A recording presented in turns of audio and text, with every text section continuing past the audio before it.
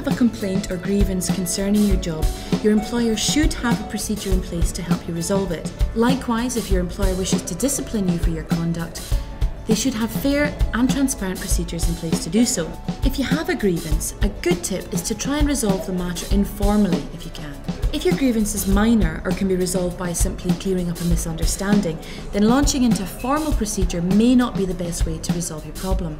If you don't feel you can raise your grievance informally, or if you've tried unsuccessfully, your employer should have a grievance procedure in place.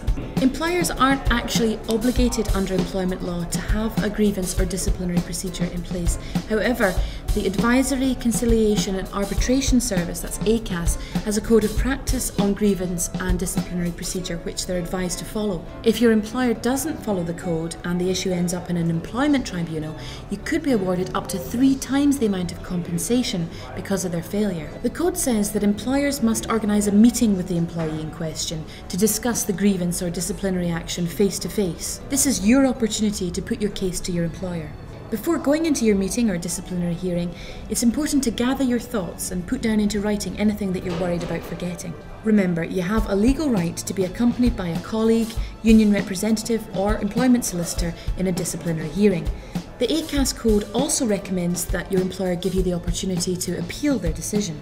Raising a grievance or being faced with disciplinary action is always going to be an uncomfortable experience. If you feel you need legal advice about your situation, you can call us today for a chat about your situation.